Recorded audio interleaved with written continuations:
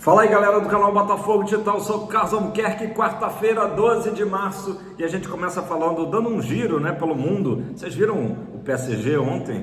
É adversário do Botafogo, né, no Super Mundial. PSG tá voando, mas enfim, vamos falar do Catar. Nosso ex-treinador, Arthur Jorge, não tá tendo um bom início de trabalho lá no Al Rayyan, né? Claro que o Arthur Jorge vai ser sempre lembrado, né? Tá marcado na história do Botafogo como treinador que nos levou à nossa maior conquista, a Taça Libertadores da América. Mas o início lá não tá muito bom, né? Ou não está nada bom. O Al Rayyan, equipe Qatari, né? Do Arthur Jorge, perdeu 2-0 e foi eliminado da Champions da Ásia, tá? Perdeu para o Al Ahly da Arábia Saudita. Foram 2 jogos, né? O primeiro jogo foi 3-1, portanto 5-1 no agregado. Não tá fácil a vida do Mr. Arthur Jorge, e agora as chances de classificação para o ano que vem também estão bem pequenas, tá? O que o Al Rayyan precisa fazer? Ganhar a Copa do Emir agora em maio é uma opção, ou então ficar no top 3 ali, entre os 3 primeiros colocados do Campeonato Qatari, que não é uma missão fácil, até porque tem que tirar uma diferença de 10 pontos para o Al Gharafa. Então, bem complicada a situação, mas enfim, galera, eu sou aquele cara que não fico, nesse caso aí do Arthur Jorge, acho que boa sorte aí para ele, por mais que a saída dele do Botafogo não tenha sido da forma, né, ideal, né, mas também não acho que seja o caso para a gente ficar secando o cara, né? Vida que segue, o Botafogo já está com o Renato Paiva, então é isso. Só trazendo para vocês, porque a gente sabe, né? A gente acaba criando, né, laços afetivos, né? Não só com o Arthur Jorge, acho que todo mundo que deixou o Botafogo nesse final de ano aí, a gente acaba querendo saber como é que tá, né? E eu, sinceramente, eu sou do time aí que torce para esses jogadores, né? Claro, não quero que eles ganhem do Botafogo, né? Mas Oscar Romero agora se apresentou lá no Internacional, Eduardo está no Cruzeiro, vai inclusive nos enfrentar no sábado, né? No jogo treino, o Júnior Santos no Galo, né? A gente torce aí para esses jogadores aí que, querendo ou não, né? Assim como Arthur Jorge, estão no nossa memória afetiva, né? Pessoal, eu falei aqui ontem do interesse do Grêmio pelo goleiro Raul, né, terceiro goleiro do Botafogo, mas a coisa esfriou, né? A manchete é aquela que a gente estava acostumado antes da SAF, né, que aliás ontem completou 3 anos, em relação ao Botafogo, que era valores assustam. Vocês lembram disso, né? O Botafogo tinha interesse por algum jogador, e aí sempre quando o Botafogo buscava essa informação dos direitos econômicos do jogador, os valores assustavam. Isso aconteceu agora com o Grêmio, né? O Botafogo pediu 350 mil dólares pelo Raul e também o abatimento de uma parcela, né, dos direitos econômicos do lateral esquerdo cuiabano. O Grêmio achou a pedida alta, então a coisa deu uma esfriada. Vamos aguardar aí cenas dos próximos capítulos. Pode ser que o Grêmio aí faça alguma oferta e o Botafogo acabe topando, né? Lembrando que além do cuiabano, o Grêmio negociou com o Botafogo recentemente o Nathan Fernandes. Então os clubes têm um bom entendimento, né? As diretorias têm uma boa relação. Lembro também que ano passado, depois da tragédia das enchentes no Rio Grande do Sul, o Botafogo foi o único clube que sentou e procurou ajudar o Grêmio na questão dos 2 jogos em campo neutro, né? Teve um jogo em Cariacica no primeiro turno que o Botafogo venceu, e teve o jogo que foi empate lá em Brasília no Mané Garrincha, né? Então é isso. Sobre o Raul, a situação do Grêmio é a seguinte, tá? Eles querem emprestar o goleiro Adriel para ele ganhar mais experiência, dar uma rodagem, e aí estão buscando um goleiro para substituí-lo. O Raul era o primeiro alvo, beleza? Pessoal, vou falar aqui de um jogador sub-20 uruguaio, tá? Que é o Matias Benek. Ele chegou há cerca de 1 mês e meio no Botafogo, vindo do Montevideo Wanderers. Vocês vão lembrar que é a mesma equipe que revelou o Diego Hernandes, né? O Botafogo, inclusive, recebeu os dirigentes do Montevideo Wanderers no Newton Santos, na época do Diego Hernandes. Parecem ter um bom relacionamento. E agora esse zagueiro de 19 anos chegou para reforçar o nosso sub-20. E aí ele contou uma entrevista que ele fez para a imprensa uruguaia que tudo é muito diferente, né? Futebol uruguaio, futebol brasileiro, que ele estava ainda em fase de adaptação, mas que ele estava muito impressionado com a estrutura do Botafogo, né? Falou que chegava no clube ali para começar as atividades às 7 da manhã, ficava até 1 da tarde, e tudo que ele precisa, né? Não só atividades de campo, obviamente, mas fisioterapia, até podólogo, né? Ele encontrava no clube, né? Que lá no Uruguai ele normalmente tinha que fazer isso num horário fora, né? Quando já Montevideo Wanderers não tinha essa estrutura que o Botafogo tem, então elogiou bastante. Falou que agora, depois de 1 mês e meio, está um pouco mais adaptado, sofreu muito com o calor, né? Ontem, galera, 45 dias sem chover no Rio de Janeiro. Ontem deu uma chuviscada muito leve à noite, uns pinguinhos, né? A grama deu até aquela respirada, né? Mas ainda bem que a gente não precisa disso, porque temos o tapetinho, né?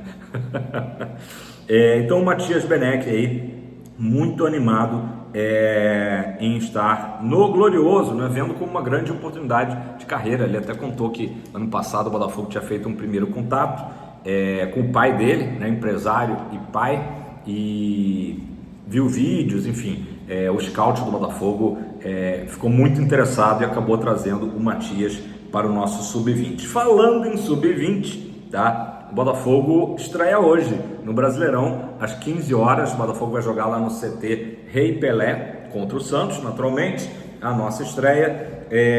E vamos estrear técnico novo, né? O Belão, Rodrigo Belão, que foi contratado pelo Botafogo no mês passado, em fevereiro, para o Sub-17. Mas como as coisas no futebol às vezes são, né, muito rápidas, com a demissão do Carlos Leiria do Sub-20, o Rodrigo Belão acabou ascendendo, né, até essa categoria. Então, uma boa sorte aí na estreia do Rodrigo Belão. Ele que também declarou recentemente nas suas redes sociais, né, que era uma grande oportunidade, muito feliz por liderar a principal equipe de base do Botafogo, o Sub-20, né? Então, foi contratado para o Sub-17, em menos de um mês já está à frente do Sub-20 aí, o Rodrigo Belão. Então, boa sorte para o Fogão logo mais. Galera, ainda a divisão de base, tá? Hoje aqui um vídeo com vários assuntos relacionados à base. A gente sabe que isso aí talvez seja ainda o calcanhar de Aquiles do Botafogo, né? Da SAF do Botafogo, uma coisa que a SAF tem buscado melhorar, mas não se consegue da noite para o dia, né? O Botafogo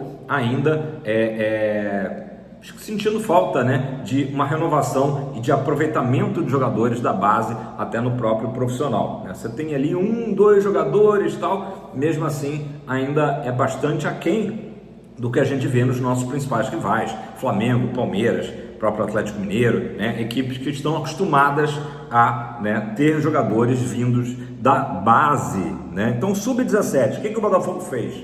Pacotão de contratação. O scout do Botafogo foi buscar nos lugares mais distantes do Brasil, né, jogadores com potencial. Então, 5 jogadores chegaram essa semana, foram apresentados no Sub-17 do Botafogo. Eu vou passar aqui para vocês, pelo menos, de onde que eles vieram e as respectivas posições, tá, em campo. Começando pelo David Silva, tá? Atacante do Canaã da Bahia, tá? Então, David Silva, atacante baiano. Gabriel Carpina, um meia atacante vindo do Palmeiras, o que é muito interessante. A gente vê que o Botafogo não só buscou jogadores em times pouco conhecidos, né, de pequeno porte do Brasil, como também trouxe de equipes grandes, ou seja, é um movimento muito interessante ver que esses jogadores estão, né, aceitando o desafio de vir para o Botafogo, mesmo já estando numa equipe de ponta, né? No caso, o Palmeiras. Então, deixou uma equipe de ponta e veio para outra equipe de ponta, né?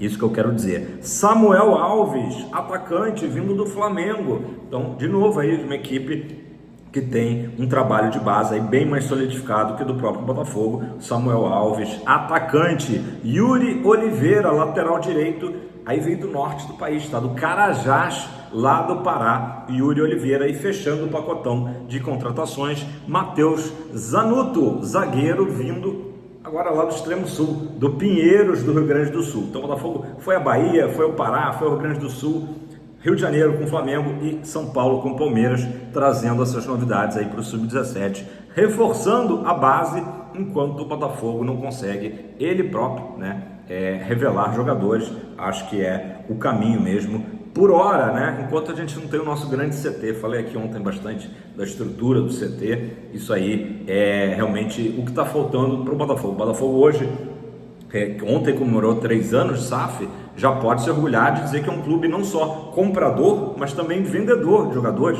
Vendeu aí seus principais ativos, Luiz Henrique e tal, mas de qualquer forma, o Júnior Santos, de qualquer forma, o que para acertar as contas do Botafogo, não precisar, né, a Eagle ficar injetando dinheiro o tempo todo, claro que vai passar pela base do Botafogo, mas isso aí é um trabalho que a gente sabe que é de médio e longo prazo, beleza? Galera, os clubes vão se reunir na CBF hoje aqui no Rio de Janeiro, ali na Barra da Tijuca, na próximo Avenida Ayrton Senna, para discutir Brasileirão, Libra, LFU, enfim. E um dos temas que deveria ser votado era a questão do tapetinho, né, do gramado sintético. Hoje, além do campo do Newton Santos, né, a gente tem até o primeiro, né, o Allianz Parque do Palmeiras. Aliás, o primeiro foi a Arena da Baixada, mas o Atlético está na segunda divisão hoje. E tem o Galo, o Atlético Mineiro está iniciando o processo no seu estádio Arena MRV também com tapetinho. Então, o fato é que esse lobby anti-gramado sintético murchou, né? É muito improvável que tenha esse tipo de votação logo mais na CBF e que bom, né? Uma vitória aí do Botafogo contra os antes, né? Os haters, os caras estão desesperados, né? Querem tentar derrubar o nosso tapetinho, mas realmente nem mesmo deve ir à votação essa questão aí do gramado sintético, né? Boa notícia. Pessoal, para a gente fechar aqui o vídeo de hoje, o Botafogo soltou a programação dos treinamentos. Aliás, a gente tem acompanhado, né? Todo dia a Botafogo TV tem postado ali cerca de 2 minutos, 1 minuto e meio, uns videozinhos curtos, mas que mostram o quanto que os jogadores do Botafogo estão trabalhando forte, né? Tanto a parte física, como também com bola, né? O jogador não aguenta ficar só fazendo trabalho físico, né? Então tem também a parte do treinamento com bola. Outro dia até o Botafogo fez um coletivo com direito a juiz e bandeirinha, né? Para dar aquela cara mesmo de jogo, né?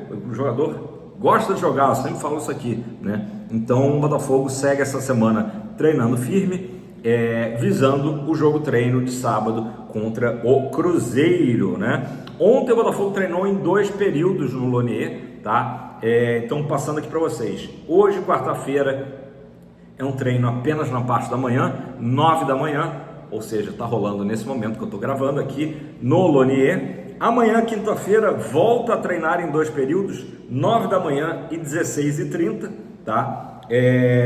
Na sexta-feira, o treino vai ser às 15 horas no tapetinho do Newton, né? Já para os jogadores ali, enfim, estarem bem adaptados, né? Os novos jogadores que não conhecem tão bem o tapetinho, visando o jogo treino de sábado, que ocorre às 17 horas no Newton, como eu falei para vocês, sem transmissão e sem público, tá? No domingo os jogadores ganham a folga semanal, porque, né, sábado vai ser uma partida, né? Mesmo que não tenha nem essa questão de ser um jogo amistoso, né? É um jogo treino.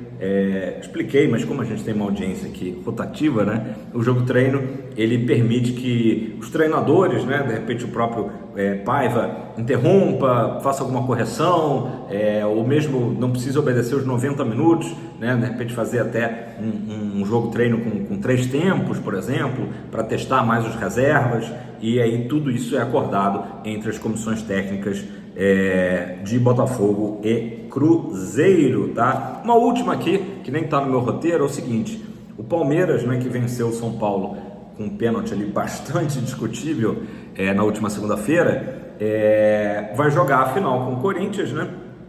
E os jogos vão ser dois jogos finais, né? Campeonato Paulista. Tem interrupção agora por causa da data FIFA. Então o segundo jogo decisivo do Paulistão vai ser às vésperas da estreia do Brasileirão, justamente Palmeiras e Botafogo lá no Allianz Parque, dia 29, né? Então no dia 26, quarta-feira, 9h30 da noite, está marcado esse jogo Palmeiras e Corinthians. Vamos esperar se vai ter alguma alteração, né, por parte da CBF, para proteger o Palmeiras, sei lá, de repente passar o jogo de sábado para domingo. Isso aí apenas está no campo aí das ideias por enquanto. Assim que confirmar, eu passo para vocês. Não esquece de deixar o like, fazer o seu comentário.